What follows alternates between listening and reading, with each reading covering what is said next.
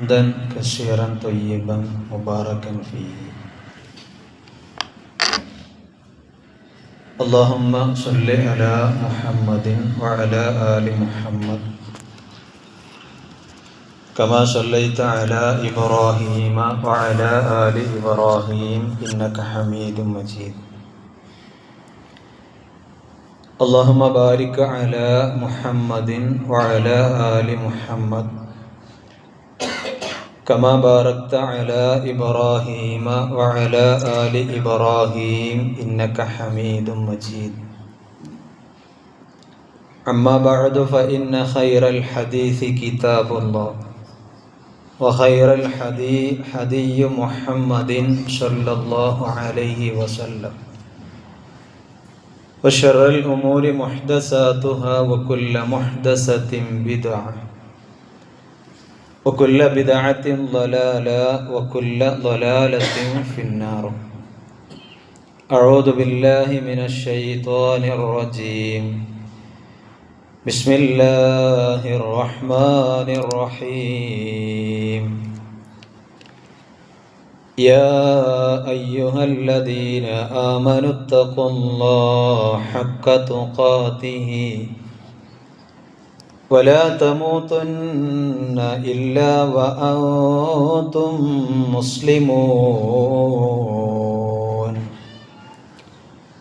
സ്നേഹമുള്ള സത്യവിശ്വാസികളെ, വിശ്വാസിനികളെ, അള്ളാഹുവിൻ്റെ വിധിവിലക്കുകൾ ജീവിതത്തിൻ്റെ എല്ലാ മേഖലകളിലും പ്രാവർത്തികമാക്കണമേ എന്ന് സ്വന്തത്തോടും തുടർന്ന് നിങ്ങളെ ഓരോരുത്തരെയും ഉപദേശിക്കുകയാണ്.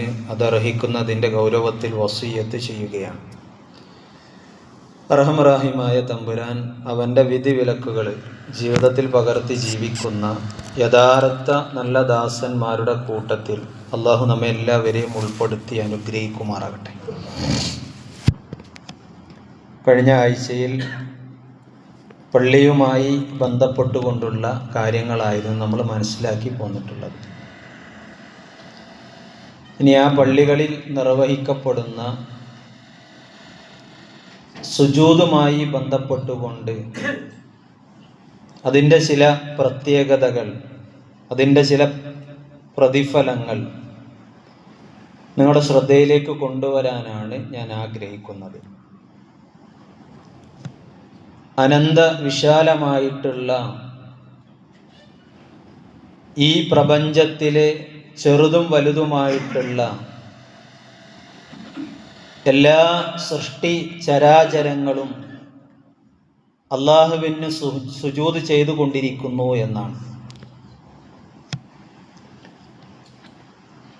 അള്ളാഹുവിന് തസ്ബീഹ് നടത്തുന്നത് പോലെ തന്നെ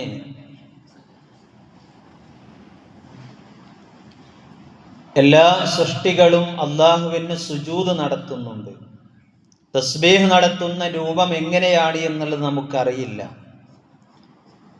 അതുപോലെ നമുക്കറിയാത്ത ഒന്നാണ് എങ്ങനെയാണ് റബ്ബിന് വേണ്ടി അവർ സാഷ്ടാംഗം നടത്തുന്നത് എന്നുള്ളത്. അല്ലാഹു സുബ്ഹാനഹു വ തആല 22-ാമത്തെ സൂറത്തിലെ 18-ാമത്തെ വചനത്തിൽ അള്ളാഹുവിന് എന്തെല്ലാം കാര്യങ്ങൾ സുജൂദ് ചെയ്യുന്നുണ്ട് എന്ന് കൃത്യമായി അവിടെ വിശദീകരിക്കുന്നുണ്ട്. ഖുർആൻ ആ വചനം തുടങ്ങുന്നത് അലം തറ, നീ കണ്ടില്ലേ എന്ന് ചോദിച്ചുകൊണ്ടാണ്. എന്താണ് കണ്ടിട്ടില്ലേ എന്ന് ചോദിച്ചിട്ടുള്ളത്?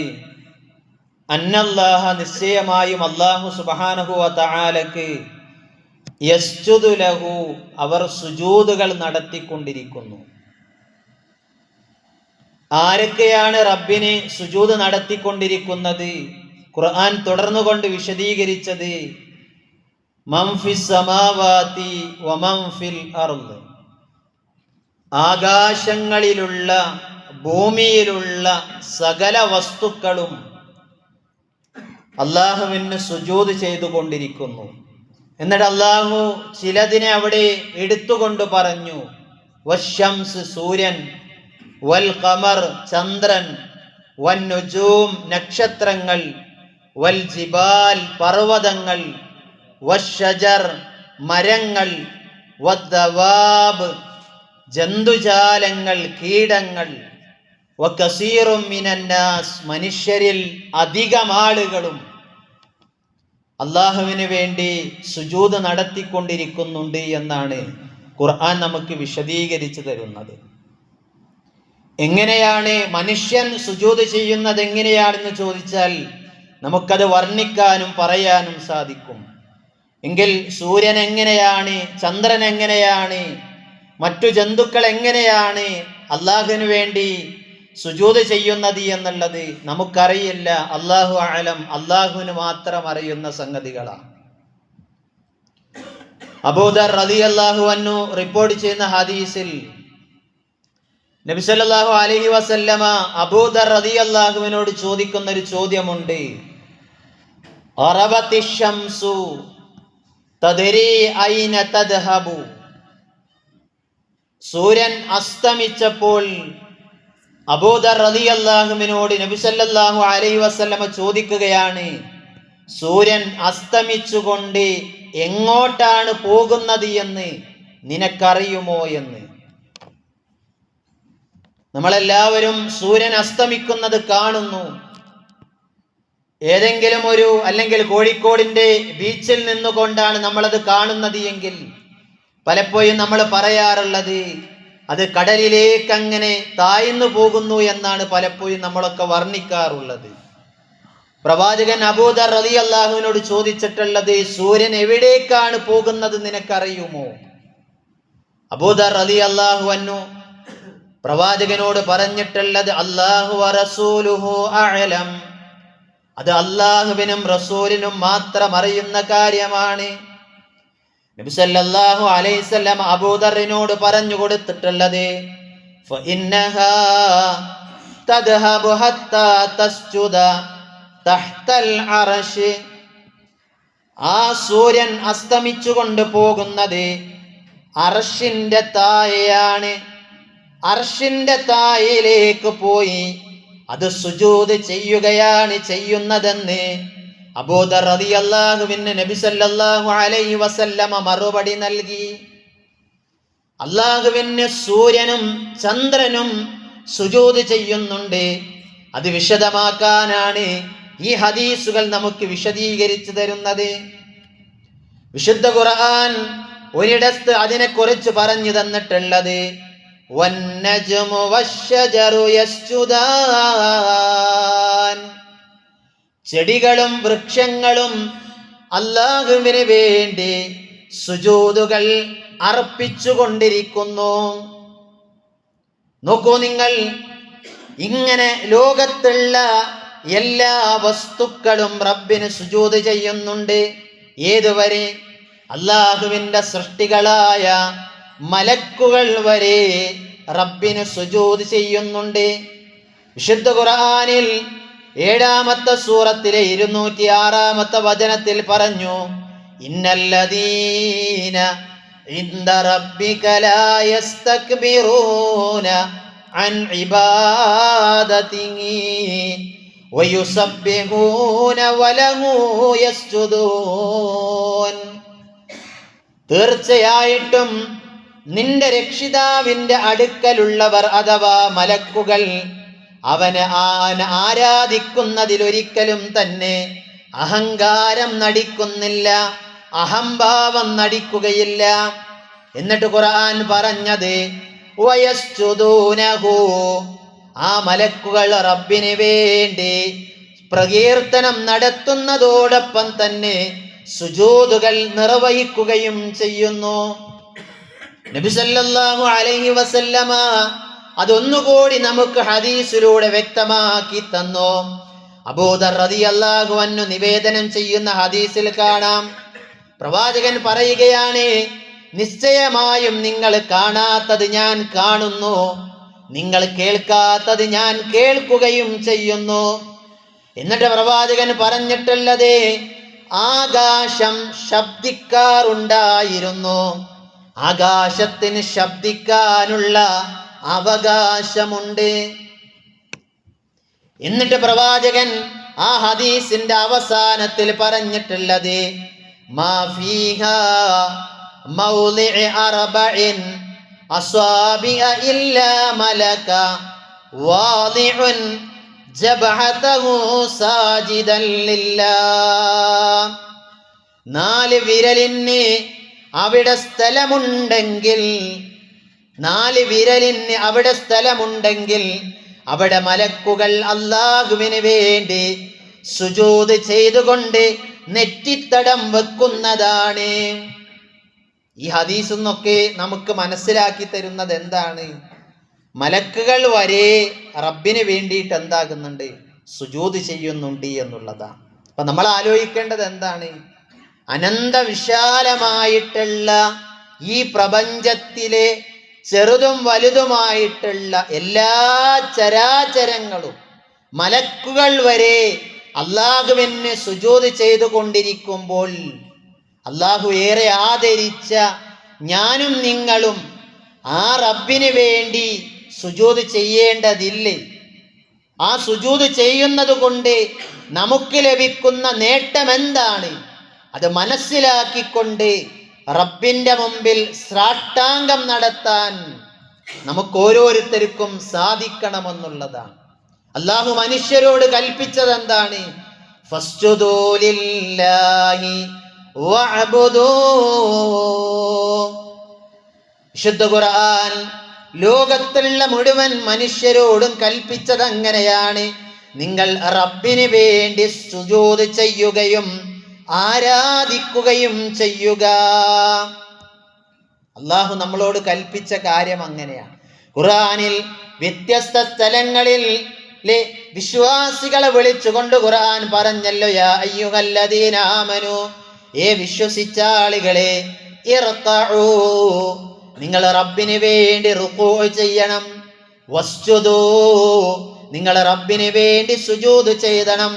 വഅബ്ദു റബ്ബക്കും, നിങ്ങൾ നിങ്ങളുടെ രക്ഷിതാവിന് വേണ്ടി ആരാധനകൾ സമർപ്പിക്കണം. ഫഫ്അലുൽ ഖൈറ ലഅല്ലകും തുഫ്ലിഹൂൻ.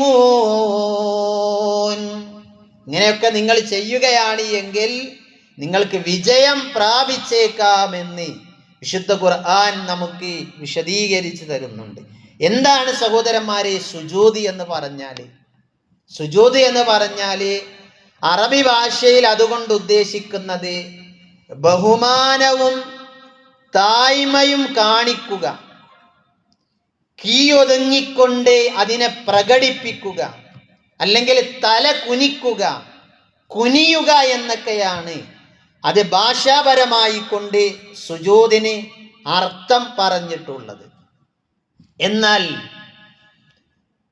ആരാധന എന്ന നിലയ്ക്ക് അവൻ്റെ മുഖത്തെ നിലത്ത് വെച്ചുകൊണ്ട് ചെയ്യുന്ന സാഷ്ടാംഗ നമസ്കാരം എന്ന അർത്ഥത്തിലാണ് മതത്തിൽ സാങ്കേതിക ഭാഷയായിക്കൊണ്ട് സുജൂദ് അറിയപ്പെടുന്നത് എന്നുള്ളതാണ്. അതുകൊണ്ട് ശാരീരികമായ ആരാധന കർമ്മങ്ങളിൽ വെച്ച് മതത്തിൽ ഏറ്റവും പ്രാധാന്യം കൽപ്പിക്കപ്പെട്ട ഒന്നാണ് എന്ത്? സുജൂദ് എന്ന് പറയുന്നത്. അത് റബ്ബിന് മാത്രമേ സമർപ്പിക്കാൻ പാടുള്ളൂ. മറ്റൊരു സൃഷ്ടിയുടെ മുമ്പിലും സുജൂദ് ചെയ്യാൻ പാടില്ല എന്നുള്ളതാണ് ഇസ്ലാമിൻ്റെ അധ്യാപനങ്ങൾ നമ്മളെ പഠിപ്പിക്കപ്പെടുന്നത്. ഓരോ ദിനവും 5 നേരത്തെ നമസ്കാരങ്ങളിൽ ഞാനും നിങ്ങളും റബ്ബിൻ്റെ മുമ്പിൽ സാഷ്ടാംഗം നടത്തുമ്പോൾ സഹോദരന്മാരെ, ആ സുജൂദിന്റെ വില എന്താണ്? ആ സുജൂദിന്റെ നില എന്താണ്? ആ സുജൂദിന് റബ്ബ് ഒരുക്കി വച്ച പ്രതിഫലം എന്താണ് എന്ന് അറിഞ്ഞുകൊണ്ടാണോ റബ്ബിന്റെ മുമ്പിൽ ഞാനും നിങ്ങളും സുജൂദുകൾ സമർപ്പിക്കപ്പെടുന്നത്? ഗൗരവത്തിൽ നമ്മൾ ചിന്തിക്കേണ്ടതുണ്ട്. അല്ല, നിർബന്ധമായ നമസ്കാരങ്ങൾ നിർവഹിക്കുമ്പോൾ പ്രവാചകൻ കാണിച്ചു വന്നതുപോലെയുള്ള നമസ്കാരങ്ങൾ നിർവഹിക്കുന്നതിൽ അത് സുജൂദ് ചെയ്യേണ്ടതുണ്ട്, അതുകൊണ്ട് ഞാൻ സുജൂദ് ചെയ്യുക എന്ന അർത്ഥത്തിൽ മാത്രമാണോ നമ്മളോട് ചോദിക്കപ്പെടേണ്ടതുണ്ട്. പ്രവാചകൻ സല്ലല്ലാഹു അലൈഹി വസല്ലമ അതിൻ്റെ പ്രതിഫലങ്ങൾ എണ്ണി പറഞ്ഞു നോക്കൂ നിങ്ങൾ. ഒന്നാമത്തത് എന്താണ്? വിശുദ്ധ ഖുർആൻ അതിനെക്കുറിച്ച് പറഞ്ഞു തന്നിട്ടുള്ളത് ഫീ വുജൂഹിഹിം മിൻ അസരി സുജൂദ് എന്നാണ് പറഞ്ഞിട്ടുള്ളത്. അസർ എന്ന് പറഞ്ഞാൽ അടയാളമെന്നുള്ളതാണ്. സുജൂദിന്റെ ഫലമായി അവരുടെ അടയാളം അവരുടെ മുഖത്ത് നിനക്ക് കാണാം എന്നുള്ളതാണ്. അപ്പോ സുജൂദ് ചെയ്യുന്ന ഒരു വ്യക്തിക്ക് അയാളുടെ മുഖത്ത് അതിൻ്റെ അടയാളങ്ങൾ പ്രതിഫലിക്കും എന്നുള്ളതാണ്. അതെന്താ? നിത്യത്ത് വരുന്ന അടയാളമല്ല. പലപ്പോഴും ആളുകൾ കണക്കാക്കാറുള്ളത് അങ്ങനെയാണ്. ഈ നല്ല സുജൂദ് ചെയ്യുന്ന ആളാണല്ലേ, നിലത്ത് നല്ലോണം ഒരതല്ലോ ആൾക്കാർ ചോദിക്കും. ഇങ്ങനത്തെ അടയാളങ്ങളല്ല.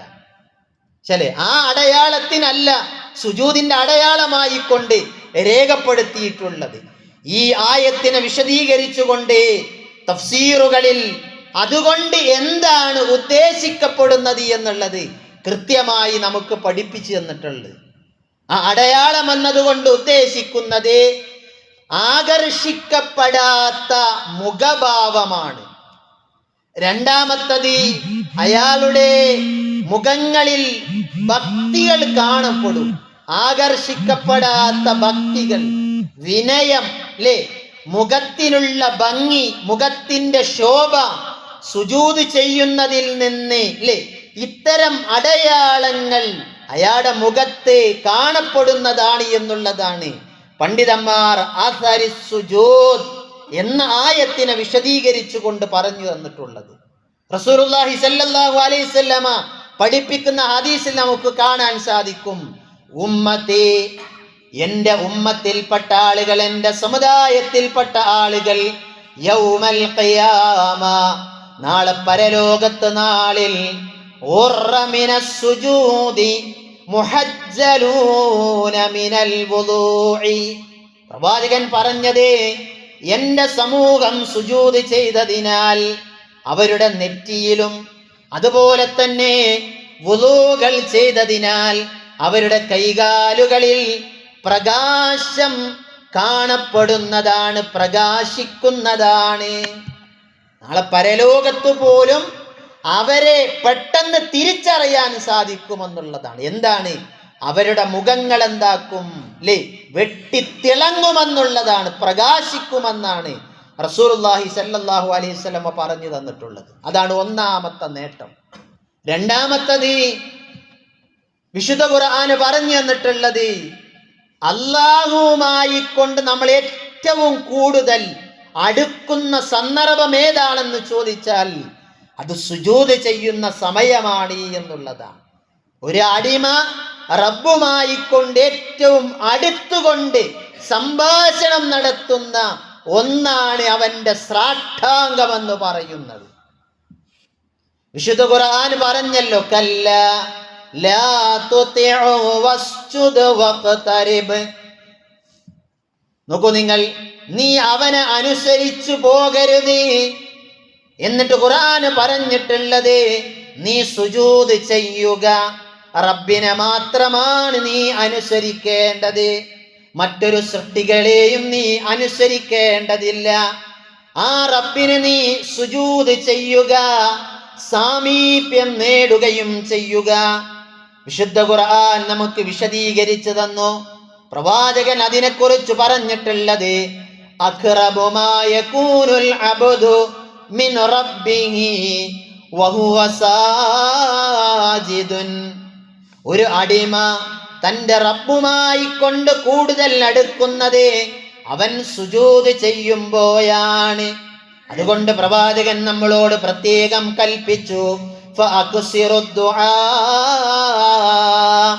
ആ സുജൂദിൽ നിങ്ങൾ ധാരാളം പ്രാർത്ഥനകൾ അധികരിപ്പിക്കണമേ എന്ന് നബി സല്ലല്ലാഹു അലൈഹി വസല്ലമ നമ്മളോട് കൽപ്പിച്ചു. ഇമാം മുസ്ലിം ഉദ്ധരിക്കുന്ന ഹദീസിൽ ഇതേ കാര്യം വിശദീകരിച്ചുകൊണ്ട് അതിന്റെ അവസാന ഭാഗത്ത് ഒരു ഭാഗം കൂടി കൂട്ടി പറഞ്ഞതെന്താ? അഖ്റബു മാ യകൂനു മിൻ റഹ്മത്തി റബ്ബിഹി വഫളിഹി. ആ റബ്ബുമായി കൊണ്ട് ഏറ്റവും അടുക്കുക എന്നതുകൊണ്ട് ഉദ്ദേശിക്കപ്പെടുന്നത് റബ്ബിന്റെ കാരുണ്യത്തിലേക്കും റബ്ബിന്റെ ഔദാര്യത്തിലേക്കും ഏറ്റവും അടുക്കുകയാണ് അവൻ ചെയ്യുന്നത്. അള്ളാഹുവിൻ്റെ കാരുണ്യത്തിലേക്കും ഔദാര്യത്തിലേക്കുമാണ് അവൻ ഏറ്റവും കൂടുതൽ അടുക്കുന്നത് എന്നുള്ളതാണ്. അപ്പൊ എത്ര മഹത്വമുള്ളതാണ് അല്ലേ ഓരോ സുജൂദുകൾ എന്നുള്ളതാണ് നമ്മൾ മനസ്സിലാക്കേണ്ടത്.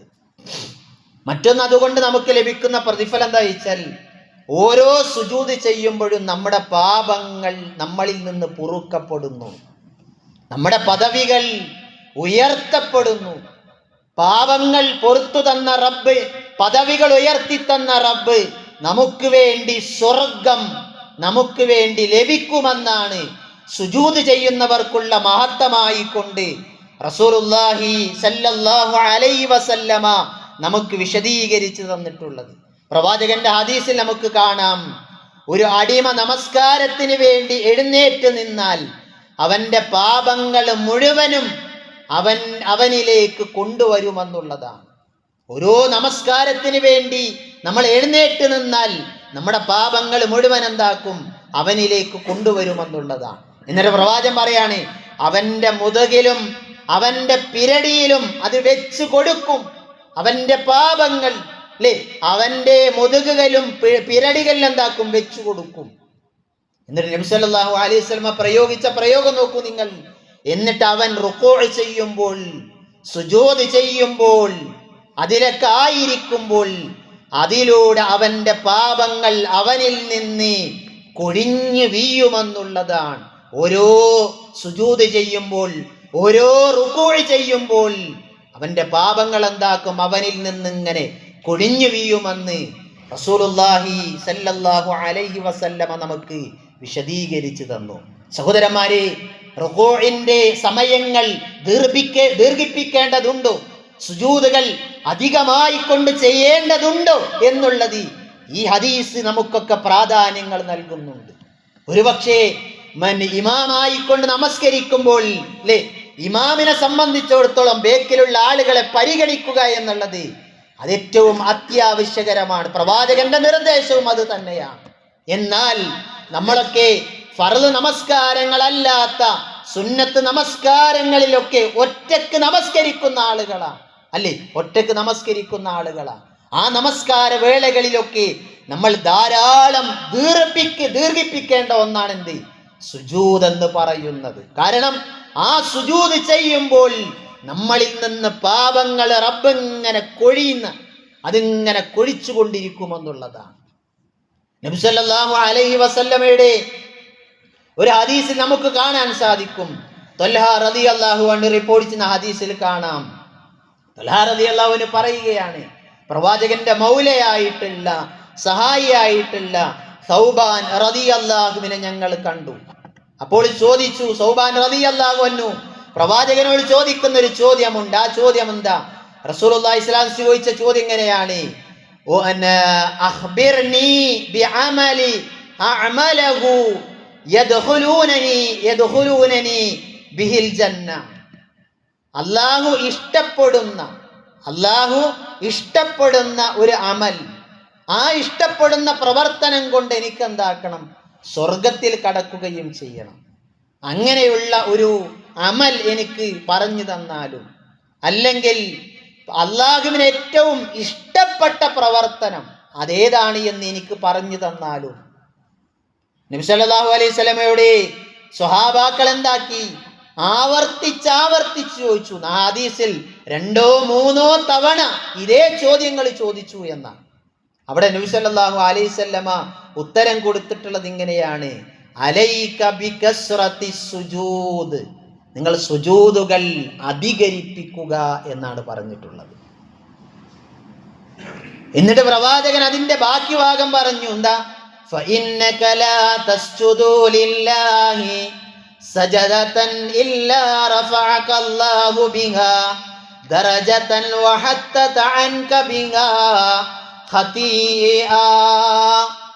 ഒരു മനുഷ്യൻ അവന്റെ സുജൂദുകൾ വർദ്ധിപ്പിക്കുമ്പോൾ, അവൻ സുജൂദുകൾ ചെയ്യുമ്പോൾ, അതാ അവൻ സുജൂദ് ചെയ്യുന്നത് എങ്ങനെയല്ലാതെ അവന്റെ പാപങ്ങൾ മായ്ക്കപ്പെടാതെ, അവന്റെ പദവികൾ ഉയർത്തപ്പെടാതെ ഒരു വ്യക്തിയും സുജൂദ് ചെയ്യുന്നില്ല. പ്രവാചകന്റെ ഹദീസുകൾ നമുക്ക് വിശദീകരിച്ചു തരുന്നത് അങ്ങനെയാണ്. പാപങ്ങൾ മായിക്കപ്പെടുന്ന, പദവികൾ ഉയർത്തപ്പെടുന്ന, സ്വർഗം നമുക്ക് വേണ്ടി ലഭിക്കുന്ന ഒന്നാണെന്ത്? അള്ളാഹുവിന് സാഷ്ടാംഗം നടത്തുക എന്ന് പറയുന്നത്. മറ്റൊന്ന് പ്രവാചകൻ സല്ലല്ലാഹു അലൈഹി വസല്ലം പറഞ്ഞിട്ടുള്ളത്, നമ്മളൊക്കെ ആഗ്രഹിക്കുന്നു നമ്മുടെ കരളിൻ്റെ കഷ്ണമായ പ്രവാചകനെ കാണാനും ആ പ്രവാചകന്റെ ചാരത്തിരിക്കാനും ആ പ്രവാചകനോടൊപ്പം ഒന്ന് സഹവസിക്കാൻ ആഗ്രഹിക്കാത്ത ആരെങ്കിലും ഉണ്ടോ? ആരുമില്ല. നമ്മളൊക്കെ ആഗ്രഹിക്കുന്ന ആളുകളാണ്. നോക്കൂ നിങ്ങൾ, ആ പ്രവാചകന്റെ കൂടെ സഹവസിക്കാനുള്ള സൗഭാഗ്യം ആർക്ക് ലഭിക്കും? ദുനിയാവിൽ വെച്ച് സുജൂദ് ചെയ്യുന്ന ആളുകൾക്ക് ലഭിക്കുമെന്നുള്ളതാണ്. ചരിത്രത്തിലൊരു സംഭവം കാണാം. റബീഅത്ത് ബിനു കഅബ് റളിയല്ലാഹു അൻഹു, അദ്ദേഹം നബി സല്ലല്ലാഹു അലൈഹി വസല്ലമയുടെ കൂടെ ഒരു രാത്രി പ്രവാചകന്റെ കൂടെ കഴിച്ചുകൂടുകയാണ്. പ്രവാചകന് വുളു എടുക്കാൻ വെള്ളം ആവശ്യമായപ്പോൾ ആ വെള്ളം ഈ കഅബ് റളിയല്ലാഹു അൻഹു കൊണ്ടുപോയി നൽകി. ഈ സമയത്ത് നബി സല്ലല്ലാഹു അലൈഹി വസല്ലമ അദ്ദേഹത്തോട് ചോദിച്ചിട്ടുള്ളത്, നിനക്ക് എന്താണോ എന്നിൽ നിന്ന് ആവശ്യമുള്ളത് അത് നീ ചോദിക്കുക, നിനക്ക് ഞാനത് തരും. അപ്പോ കഅബ് റളിയല്ലാഹു അൻഹു പ്രവാചകനോട് ചോദിച്ച ചോദ്യം എന്താണ്? അസ്അലുക മുറാഫഖത ഫിൽ ജന്ന, സ്വർഗത്തിൽ അങ്ങയുടെ കൂടെ സഹവസിക്കാനാണ് ഞാൻ ആഗ്രഹിക്കുന്നത്. സ്വർഗത്തിൽ അങ്ങയുടെ സാമീപ്യം എനിക്ക് ലഭിക്കണം, അതാണ് എൻ്റെ ആവശ്യം. ദുനിയാവിൽ വെച്ചുകൊണ്ട് സ്വഹാബാക്കളോട് പ്രവാചകന്റെ ചോദ്യം, എന്ത് ചോദിച്ചാലും ഞാൻ തരാമെന്ന്. ദുനിയാവിൽ ഒന്നുമല്ല അവർ ചോദിച്ചത്, സ്വർഗത്തിൽ താങ്കളുടെ കൂടെ ഒരു സാമീപ്യമാണ് എനിക്ക് ലഭിക്കേണ്ടത്. ഒരാളെ പ്രവാചകന് സ്വർഗത്തിലേക്ക് കൊണ്ടുപോകാൻ കഴിയുമോ? അത് അള്ളാഹു തീരുമാനിക്കണ്ടേ? പ്രവാചകൻ ആ സ്വഹാബിയോട് ചോദിക്കുന്ന ചോദ്യം എന്താ? അവഗൈറ ദാലിക, ഇതല്ലാതെ മറ്റു വല്ലതുമുണ്ടോ കഅബേ? ഇതല്ലാത്ത വല്ലതും നിനക്ക് ചോദിക്കാനുണ്ടോ? അപ്പോ കഅബ് റളിയല്ലാഹു പറഞ്ഞു, ഹുവദാക റസൂലേ, എനിക്ക് അതല്ലാത്ത മറ്റൊന്നും എനിക്ക് ചോദിക്കാനില്ല. ദുനിയാവിലെ സമ്പത്തോ ദുനിയാവിലെ മറ്റു കാര്യങ്ങളോ സുഖസൗകര്യങ്ങളോ ഒന്നും എനിക്ക് ചോദിക്കാനില്ല. അങ്ങയുടെ കൂടെ സ്വർഗത്തിൽ എന്താക്കണം? എനിക്ക് സഹവസിക്കണം, അങ്ങയുടെ കൂടെ ചാരത്തിരിക്കണം എനിക്ക്. നബി സല്ലല്ലാഹു അലൈഹി വസല്ലമ അതിന് ഉത്തരം കൊടുത്ത എന്താ അറിയോ? ഫഇന്നി അലാ നഫ്സിക ബികത്റതി സുജൂദ്, എങ്കിൽ സുജൂദ് അധികരിപ്പിച്ചുകൊണ്ട് താങ്കൾ ആ വിഷയത്തിൽ എന്നെ നിങ്ങൾ സഹായിക്കുക. കഅബ് റളിയല്ലാഹുവിനോട് പ്രവാചകൻ പറഞ്ഞത്, സുജൂദ് അധികരിപ്പിച്ചുകൊണ്ട് നിങ്ങൾ എന്നെ സഹായിക്കുക എന്നുള്ളതാണ്. നമ്മൾ ആലോചിക്കുക അല്ലേ, ഒരു സുബ്ഹാന റബ്ബി അൽ അഅ്ല എന്ന ഒരു പ്രാർത്ഥന അല്ലേ, ഒന്ന് അധികം ചെല്ലാൻ നമ്മൾ സമയം കണ്ടെത്തുന്നുണ്ടോ? അതിൽ കുത്തേണ്ട 8 അവയവങ്ങൾ അല്ലെങ്കിൽ 7 അവയവങ്ങൾ കൃത്യമായി നിലത്ത് പതിച്ച് റബ്ബിനുമായി ഏറ്റവും അടുത്തുകൊണ്ട് നമുക്ക് റബ്ബിനോട് രഹസ്യ സംഭാഷണം നടത്താൻ സമയം നമുക്കുണ്ടാകാറുണ്ടോ? പ്രവാചകൻ പറഞ്ഞില്ലേ, കോഴി കൊത്തും പോലെ ചിലർ കൊത്തുമെന്ന്. എന്തിന്? സുജൂദിലും റുകൂയിലും തിരക്കാണ്. നോക്കൂ നിങ്ങൾ, ഇത്ര വലിയ ശ്രേഷ്ഠതകളുള്ള പ്രത്യേകതകളുള്ള സുജൂദിന് നമ്മൾ സമയങ്ങൾ കണ്ടെത്തിയിട്ടില്ലെങ്കിൽ, ഇനി നബി സല്ലല്ലാഹു അലൈഹി വസല്ലം മറ്റൊന്ന് പറഞ്ഞു തന്നിട്ടുള്ളത്, സുജൂദ് ചെയ്ത അവയവങ്ങൾ ഒരിക്കലും നരകം സ്പർശിക്കൂല എന്നുള്ളതാണ്. നമ്മൾ ആലോചിക്കണം. പ്രവാചകന്റെ ഹദീസിൽ നമുക്ക് കാണാൻ സാധിക്കും, പ്രവാചകൻ സല്ലല്ലാഹു അലൈഹി വസല്ലം പറഞ്ഞു, അള്ളാഹു അവന്റെ അടിമക്കിടയിലൂടെ വിചാരണയിൽ നിന്ന് വിരമിക്കുകയും ആരാധനക്കർഹനായി അല്ലാഹുവല്ലാതെ മറ്റാരുമില്ല എന്ന് സാക്ഷ്യം വഹിച്ച ചിലരെ അള്ളാഹു നരകത്തിൽ നിന്നെന്താക്കും? പുറത്തേക്ക് കൊണ്ടുവരും. അണുമണി തൂക്കം ഈമാനുള്ളവൻ, വിശ്വാസമുള്ളവൻ അല്ലേ, അവൻ നരകത്തിൽ നിന്ന് അള്ളാഹു എന്താക്കും? മോചിപ്പിക്കും. സഹോദരന്മാരെ, വിശ്വാസം തെറ്റിയോ നരകത്തിൽ നമ്മൾ കടക്കേണ്ടി വരും. അതുകൊണ്ട് എന്തൊക്കെ പ്രതിസന്ധികളും പ്രയാസങ്ങളും ഉണ്ടാകുമ്പോൾ എനിക്കുള്ള അവലംബം എൻ്റെ റബ്ബാണ് എന്നുള്ള വിശ്വാസം നമുക്കുണ്ടാകണം. എന്നിട്ട് നബി സല്ലല്ലാഹു അലൈഹി വസല്ലം പറയുകയാണ്, അങ്ങനെ കൊണ്ടുവരുന്ന ആളുകളെ മലക്കുകളോട് അല്ലാഹു കൽപ്പിക്കും നരകത്തിൽ നിന്ന് അവരെ പുറത്തെടുക്കാൻ. തീയിലിട്ട മനുഷ്യൻ എന്താ സംഭവിക്കുക? നമ്മളൊന്ന് ആലോചിച്ചു നോക്കൂ. മലക്കുകൾ എങ്ങനെ അവരെ തിരഞ്ഞെടുക്കും? നബി സല്ലല്ലാഹു അലൈഹി വസല്ലമ അതിന് കാരണം പറഞ്ഞു വന്നിട്ടുള്ളത് യഅരിഫൂനഹും ബിഅസരി സുജൂദ്, സുജൂദിന്റെ അടയാളങ്ങൾ നോക്കിക്കൊണ്ടാണ് അതിൽ നിന്ന് ആളുകൾ എന്താക്കുക, ഇങ്ങനെ മലക്കുകൾ തെരഞ്ഞെടുക്കുക. ആ സുജൂദിന്റെ അടയാളങ്ങൾക്കുള്ള പ്രത്യേകത എന്താ? അത് നരകത്തിന്റെ തീ തിന്നൂല എന്നാണ്. സുജൂദ് ചെയ്ത അവയവങ്ങൾ നരകം തിന്നുകയില്ല എന്ന് റസൂലുള്ളാഹി സല്ലല്ലാഹു അലൈഹി വസല്ലമ നമുക്ക് പഠിപ്പിച്ചു.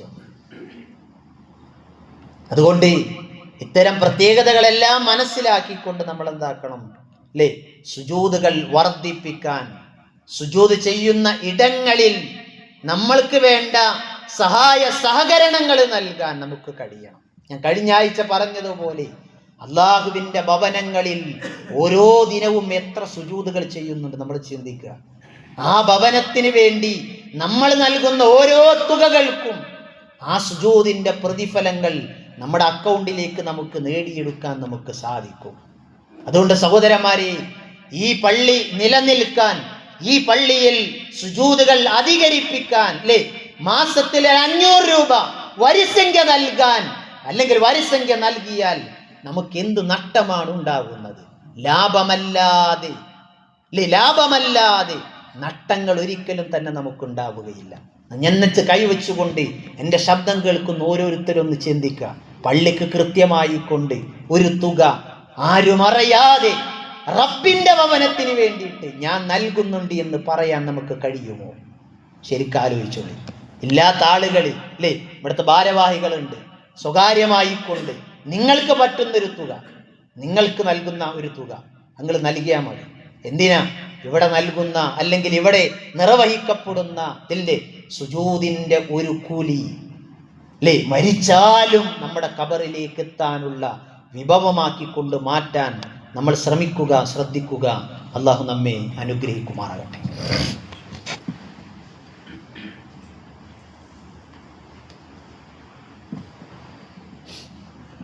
അൽഹംദുലില്ലാഹ് വസ്സലാത്തു വസ്സലാമു അലാ അഷ്റഫിൽ മുർസലീൻ വഅലാ ആലിഹി വസഹ്ബിഹി അജ്മഈൻ അമ്മാ ബഅദ്. യാ അയ്യുഹല്ലദീന ആമനുത്തഖുല്ലാഹ ഹഖ്ക തുഖാതിഹി വലാ തമൂതുന്ന ഇല്ലാ വഅൻതും മുസ്ലിമൂൻ. ഒരിക്കൽ കൂടി അള്ളാഹുവിൻ്റെ വിധിവിലക്കുകൾ ജീവിതത്തിൻ്റെ എല്ലാ മേഖലകളിലും പ്രാവർത്തികമാക്കണമേ എന്ന് ഓർമ്മപ്പെടുത്തുകയാണ്. ഇന്ന് നമ്മളൊക്കെ ഏറെ ഭീതിയിലും ബേജാറിലും നിൽക്കുന്ന ഒന്നാണ് നമ്മുടെ വോട്ട് ഇപ്പം എന്താകും. എല്ലാവരും ചോദിച്ചു കൊണ്ടിരിക്കുന്നതാണ് SIR. ഇവിടെ എനിക്ക് നിങ്ങളോട് സൂചിപ്പിക്കാനുള്ളത്, ആശങ്കകൾ ഈ വിഷയത്തിൽ നമുക്ക് വേണ്ട, പേടിയും ബേജാറൊന്നും ഈ വിഷയത്തിൽ നമുക്ക് വേണ്ട. മറിച്ച് നിയമപാലകർ പറയുന്ന കാര്യങ്ങൾ കൃത്യമായി അനുസരിച്ച് അതിൻ്റെ ഡോക്യുമെൻ്ററികൾ നമ്മൾക്ക് സമർപ്പിക്കാൻ നമുക്ക് കഴിഞ്ഞാൽ നമ്മുടെ വോട്ട് ആർക്കും തള്ളാൻ സാധ്യമല്ല. നമ്മൾ ചെയ്യേണ്ട ചില കാര്യങ്ങളുണ്ട്. ഇത്തരം സമയത്ത് വിശ്വാസികൾ ഇത്തരം കാര്യങ്ങളിലൊക്കെ എന്ത് വേണം? ചില ബോധപൂർവമായിട്ടുള്ള ഒരു ഇടപെടൽ നമുക്ക് ആവശ്യമാണ്. ചില സാമൂഹിക നന്മ എന്ന് പറയുന്നത് ഇത്തരം മേഖലകളിലൊക്കെ നമുക്ക് ചെയ്യാൻ കഴിയണം. ഇതറിയാത്ത ആളുകൾക്ക് അതിൻ്റെ ഗൗരവങ്ങൾ ഉണർത്തി കൊടുക്കുക. ഇപ്പം നമ്മളെ വീട്ടിലൊക്കെ എന്താക്കും, BLMമാർ കടന്നു വരും. അവരുടെ കൈകളിൽ 2 ഫോമുകൾ ഉണ്ടായി, 2 ഫോമുകൾ. ആ 2 ഫോം എന്താക്കണം, നമ്മൾ കൃത്യമായി കൊണ്ട് പൂരിപ്പിച്ചു കൊടുക്കണം.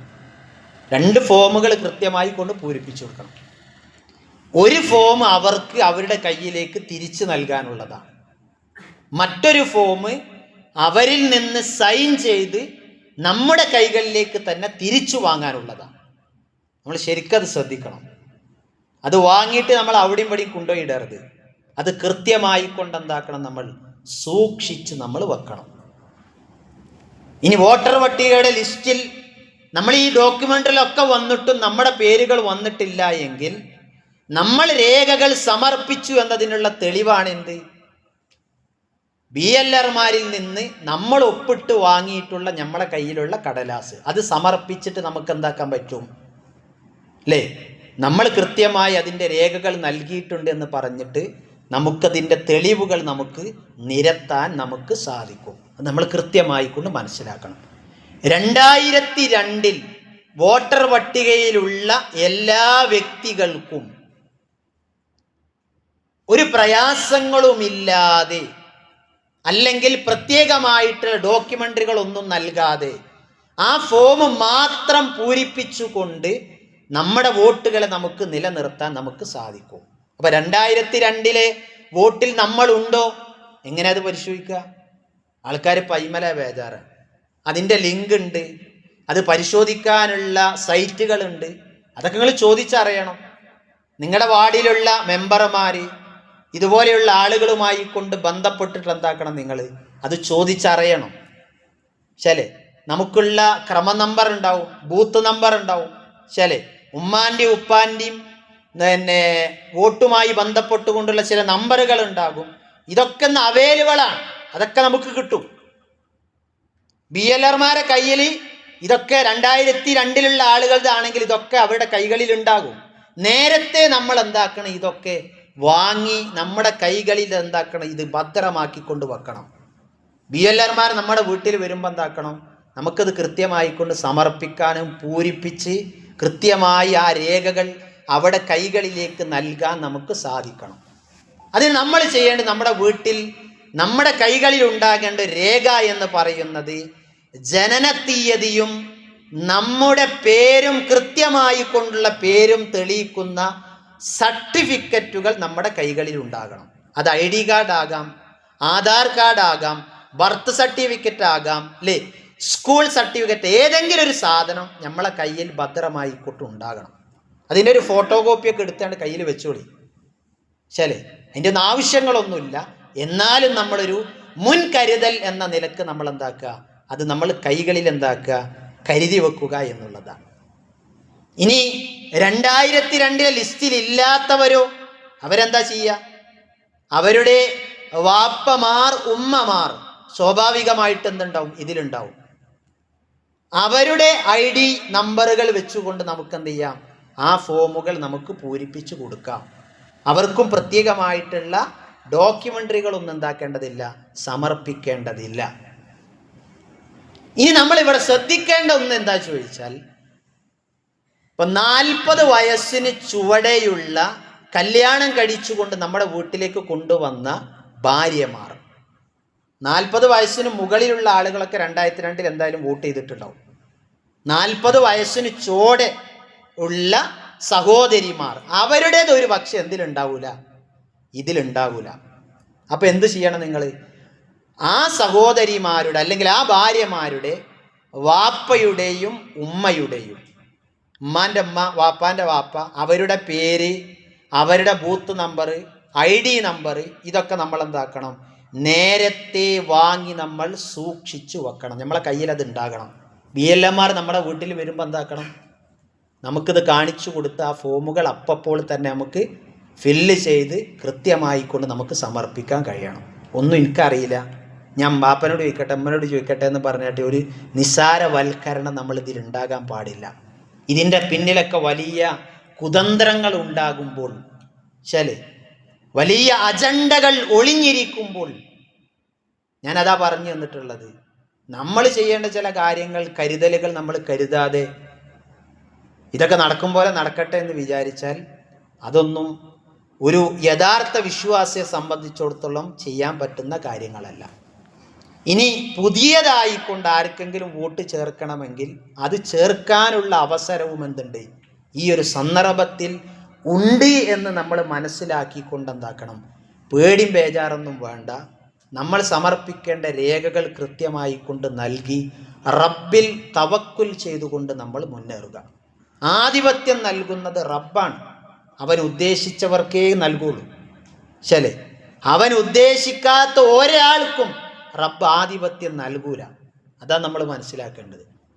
എന്തൊക്കെ കുതന്ത്രങ്ങൾ ആര് പ്രയോഗിച്ചാലും റബ്ബ് വിചാരിച്ചതേ ഇവിടെ നടക്കുള്ളൂ. ശരി, റബ്ബ് വിചാരിക്കാത്ത ഒന്നും നടക്കൂല.